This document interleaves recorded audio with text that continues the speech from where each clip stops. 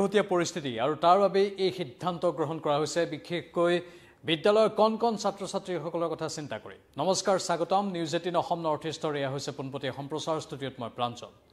গুৰুত্বপূৰ্ণ খবৰ আৰু লক্ষণীয় বিষয় আৰু ছাত্ৰ ছাত্ৰীৰ বাবে বা অভিভাৱকৰ বাবে এটা বিশেষ খবৰ। যেটো এইবাৰ আমি বানপানী ৰাজ্যত ভালদৰে দেখিবলৈ পাইছোঁ। প্ৰথম বানপানী এইটো আৰু মে মাহৰ শেষৰ ফালে আৰম্ভ হোৱা এই প্ৰথম বানপানী এতিয়াও বিভিন্ন প্ৰান্তত অপৰিৱৰ্তিত অৱস্থাত আছে। অৱশ্যে ঠায়ে ঠায়ে পানী শুকাইছে, কিন্তু যিটো পৰিসংখ্যা চৰকাৰৰ ফালৰ পৰা যিটো পৰিসংখ্যা দিছে সেই পৰিসংখ্যা অনুসৰি 22খন জিলাৰ 1250খন গাঁও এবাৰ পানীত বা বানপানীত প্লাবিত হৈছে, বানপানীৰ কবলত পৰিছে। এই 22খন জিলাৰ 1250খন যি গাঁও আছে সেই গাঁওবোৰত যথোপযুক্ত সেৱা বা সাহায্য দিয়াৰ বাবে যিখিনি পদক্ষেপ আছে সেইখিনি তাৎক্ষণিকভাৱে গ্ৰহণৰ বাবে মুখ্যমন্ত্ৰীয়ে নিৰ্দেশ দিছে। ইতিমধ্যে বিভিন্ন প্ৰান্তত গৈ মুখ্যমন্ত্ৰীয়ে পৰিস্থিতিৰ বুজ লৈছে। তেওঁ সামগ্ৰিকভাৱে অধ্যয়ন কৰিছে আৰু এই বানপানী আগন্তুক দিনত যাতে বেছি নহয়, বিশেষকৈ ভৰ বাৰিষাৰ সময়ছোৱাত বানপানী আৰু বৃদ্ধি পাব। এটা ফেজ, দুটা ফেজ, তিনিটা ফেজ এনেধৰণে ফেজ ৱাইজ যিহেতু বানপানীবোৰ আহি থাকে, সেই বানপানীৰ ফলত যাতে সাধাৰণ লোকৰ অধিক অৱস্থা শোচনীয় নহয় তাৰ ওপৰত বিশেষ দৃষ্টি ৰাখিম বুলি সদৰি কৰিছে। সেইখিনি পৰৱৰ্তী সময়ত লক্ষণীয় হ'ব। কিন্তু সমান্তৰালভাৱে বিদ্যালয়ৰ যিসকল কণ শিক্ষাৰ্থী আছে বা তেওঁলোকৰ যি অভিভাৱক আছে, সাধাৰণতে এইখিনি সময়ত সকলোৰে চিন্তা হয়।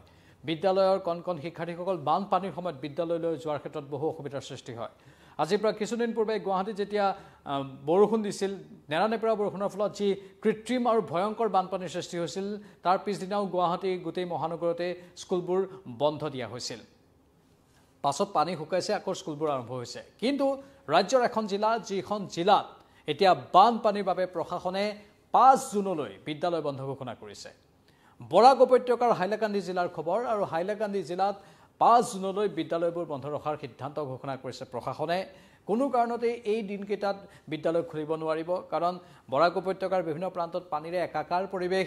পানীত এতিয়া সাধাৰণ লোকৰ অৱস্থা দুৰ্বিষহ হৈ পৰিছে। শ্ৰীভূমি, বৰাক, শ্ৰীভূমি, হাইলাকান্দি এই প্ৰান্তবোৰত বৰাকৰ এতিয়া ভীষণ সমস্যাই দেখা দিছে। মুখ্যমন্ত্ৰীগৰাকীয়ে আজি গৈছে আৰু মুখ্যমন্ত্ৰীগৰাকীয়ে আজি গৈ বৰাক উপত্যকাৰ এই বান পৰিস্থিতিৰ বুজ লৈছে। কালি মুখ্যমন্ত্ৰীগৰাকী লখিমপুৰত গৈছিল, আপোনালোকে সকলোৱে সেই খবৰটো আমাৰ জৰিয়তে পাইছিল। লখিমপুৰত গৈ বান পৰিস্থিতিৰ বুজ লৈছিল আৰু লখিমপুৰৰ সৰ্বসাধাৰণৰ সৈতে কথা পাতিছিল। নেপকো কৰ্তৃপক্ষক আনকি হুমকি দিছিল মুখ্যমন্ত্ৰীগৰাকীয়ে। কৈছিল যে পানী এৰাৰ আগত মাত্ৰ হোৱাটছএপত বা গ্ৰুপত এটা মেছেজ এৰি দিলে নহ'ব, সেইটো এটা ফোন কলৰ ৰূপত হ'ব লাগিব। মানে নেপকো কৰ্তৃপক্ষ বা যিবোৰ জলবিদ্যুৎ প্ৰকল্প আছে সেই জলবিদ্যুৎ প্ৰকল্পৰ কৰ্তৃপক্ষই ফোন যোগে আয়ুক্তক কথাটো জনাব লাগিব। কোনোবা হোৱাটছএপ গ্ৰুপত এটা মেছেজ এৰি দিলে নহ'ব যে আমি পানী এৰিবলৈ গৈ আছোঁ। পানী এৰাৰ আগে আগে, ঠিক 4 ঘণ্টাৰ আগে আগে সেইটো ফোন কল যোগে জিলা আয়ুক্তগৰাকীক জনাব লাগিব বুলি মুখ্যমন্ত্ৰীয়ে কালি লখিমপুৰত উপস্থিত হৈ নেপকো কৰ্তৃপক্ষক সকিয়নি প্ৰদান কৰিছিল। আৰু তাৰ পাছত আজি মুখ্যমন্ত্ৰীগৰাকী বৰাক উপত্যকাত গৈছে।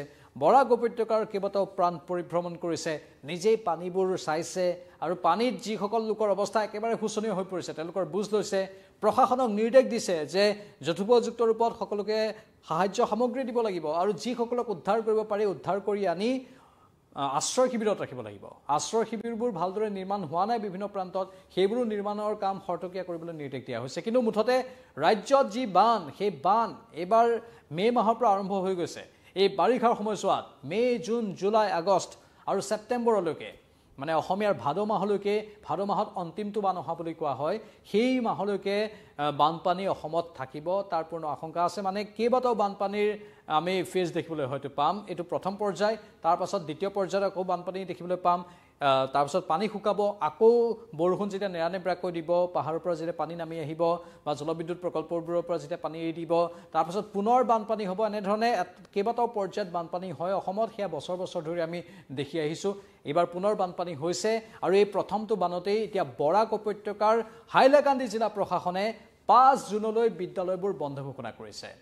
আজি 3 জুন, কাইলৈ 4 জুন, তাৰপাছত 5 জুন। এই 5 জুনলৈ বৰাক উপত্যকাৰ হাইলাকান্দি জিলাৰ সকলো বিদ্যালয় বন্ধ থাকিব। কোনো বিদ্যালয় খুলিব নোৱাৰিব কাৰণ বানপানী আৰু বানপানীৰ ফলত প্ৰতিটো পৰিয়ালৰ মাজত হাহাকাৰ অৱস্থা কৰবাত যদি পানী শুকাইছে পানী শুকোৱাৰ পাছতো যদি তাত বিদ্যালয় খোলে সেইটো কিন্তু মানি লোৱা নহ'ব মানে পানী শুকালেও 5 জুনলৈ কিন্তু বিদ্যালয়বোৰ বন্ধ থাকিব লাগিব বা ৰাখিব লাগিব ইয়াৰ পৰৱৰ্তী সময়ত আকৌ যেতিয়া বৰষুণ দিব আকৌ যেতিয়া বানপানী হ'ব তেতিয়া পুনৰ নতুন নিৰ্দেশনা দিয়া হ'ব মুঠতে ৰাজ্যৰ বিভিন্ন প্ৰান্তত শিক্ষাৰ্থীসকলৰ তেওঁলোকৰ শিক্ষাবৰ্ষৰ কথা আছে পঢ়াৰ কথা আছে বিদ্যাৰ কথা আছে সেইবোৰ বাৰু লক্ষ্য ৰখা হ'ব কিন্তু বানপানীৰ কবলত পৰা যিবোৰ অঞ্চল আছে সেই অঞ্চলবোৰত ঠায়ে ঠায়ে এনেধৰণে প্ৰশাসনে নিৰ্দেশনা দি থয় হাইলাকান্দি জিলা প্ৰশাসনে নিৰ্দেশনা দিছে সমান্তৰালভাৱে গুৱাহাটীত বানপানী হওঁতেও কামৰূপ মেট্ৰ' প্ৰশাসনে নিৰ্দেশনা দিছিল উজনি অসমৰ বা লখিমপুৰতো বিভিন্ন প্ৰান্তত বানপানী হওঁতেও প্ৰশাসনে নিৰ্দেশনা দিছে শিক্ষা বিভাগে নিৰ্দেশনা দিছে ঠায়ে ঠায়ে বিদ্যালয়বোৰ বন্ধ ৰাখিব লাগিব বানপানীৰ কবলত যাতে শিক্ষাৰ্থীসকল নপৰে বিশেষকৈ শিক্ষাৰ্থীসকল যাতে সেই বানপানীৰ বতৰত পানী ফালি ফালি আহিবলগীয়া বা অহা যোৱা কৰিবলগীয়া নহয় অথবা অন্য প্ৰকাৰে তেওঁলোকৰ যাতে কোনো অসুবিধা নহয় তাৰ ওপৰত দৃষ্টি ৰখা হৈছে আৰু যিখিনি তেওঁলোকৰ ক্ষতি হ'ল এই নিৰ্দিষ্ট দিনকেইটাত সেই ক্ষতিৰ পূৰণো পাছত অৱশ্যে কৰাব লাগিব সেই কথাও প্ৰশাসনে উল্লেখ কৰিছে তাৰ বাবে অতিৰিক্ত হয়তো তেওঁলোকক পাঠ বা অতিৰিক্ত হয়তো তেওঁলোকৰ বাবে শ্ৰেণীৰ ব্যৱস্থা কৰা হ'ব পৰৱৰ্তী দিনবোৰত যেতিয়া অনুকূল পৰিৱেশ ঘূৰি আহিব বৰ্তমান প্ৰতিকূল অৱস্থা প্ৰতিকূল বতৰ সেয়েহে বিদ্যালয়বোৰৰ বাবে এই নিৰ্দেশনা অসমৰ এখন জিলা প্ৰশাসনে সদৰি কৰিছে 5 জুনলৈ বিদ্যালয় বন্ধ ৰখাৰ কথা আগন্তুক দিনত পানী যেতিয়া শুকাব পুনৰ বিদ্যালয়বোৰ খুলি দিয়া হ'ব কিন্তু যেতিয়া অসমৰ বিভিন্ন প্ৰান্তত পানী হয় তেতিয়া এনেধৰণৰ নিৰ্দেশনা আহে আৰু সেই নিৰ্দেশনাক আমি সন্মান জনোৱাটো দৰকাৰ এয়া আছিল পোনপটীয়া সম্প্ৰচাৰ আমি আপোনালোকৰ বাবে তথ্যখিনি আগবঢ়ালোঁ আপোনালোকৰ মতামত কমেণ্ট বক্সত কমেণ্ট কৰি জনাব আমি অনুৰোধ কৰিম আমাৰ দৰ্শকসকলক যাতে তেওঁলোকে আমাক ইনষ্টাগ্ৰামত ফ'ল' কৰে ফেচবুকত ফ'ল' কৰে আৰু ইউটিউবত ছাবস্ক্ৰাইব কৰে পুনৰ আহিম লাইভত চাই থাকক নিউজ 18 অসম নৰ্থ ইষ্ট বিদায় লৈছোঁ নমস্কাৰ